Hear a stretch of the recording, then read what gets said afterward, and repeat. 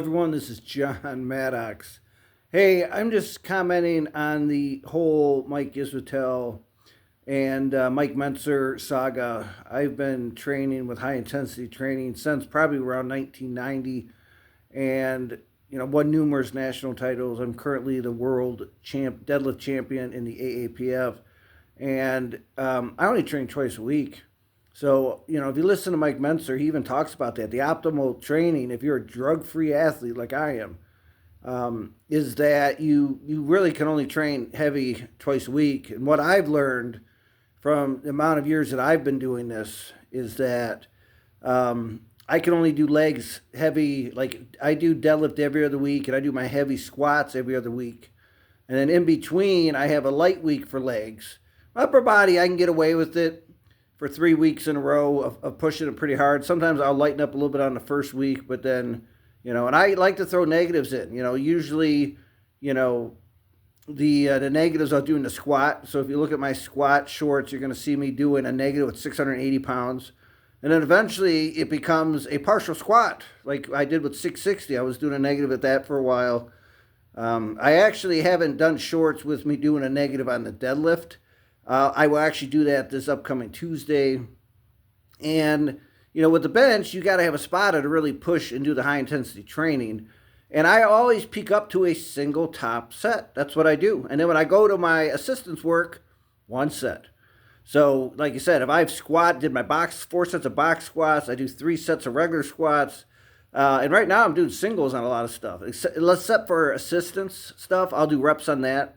Like my glute ham,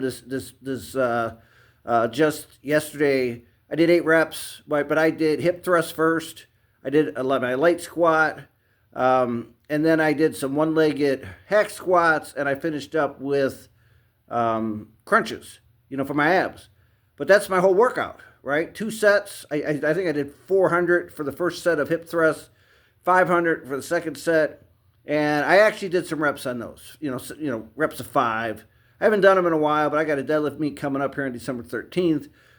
And at my bench workout right now, because I got an injured shoulder, it's just dumbbell inclines, and it's bent rows. I used to do some other things when my shoulder wasn't bugging me. But when that gets better, then I'll go back to, training some other exercises. And I do some arm work. I use a machine for the triceps. I like to do hammer curls. I do a concentration curl first and hammer curls. But one set.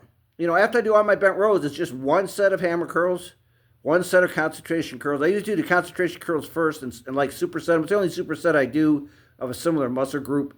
I've always been concerned about like maybe doing, leg extensions first and then squatting, that I'm going to tear something.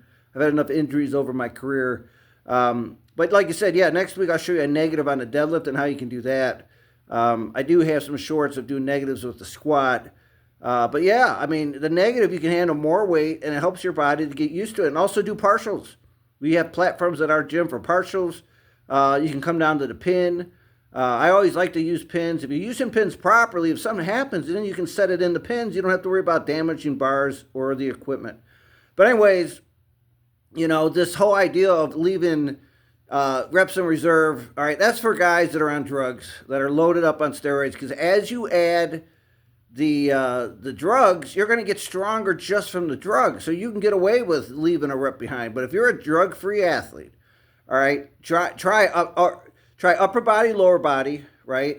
You can only, like I said, I can only go do heavy every other week when I put my deadlifts in. My other squat day is kind of light. And I take my 4th week off. I only train 6 times a month. And last year, I overtrained towards the end of the year because I was pushing it really hard. I wanted to get past a certain point, and I ended up overtraining. Training 6 times a month. And I do have a video, if you guys look it up, of how to do a 10-day week. And me and the guys I used to train with back in the 90s, we were very successful with that. You have 4 workouts, but you only train 3 times a week.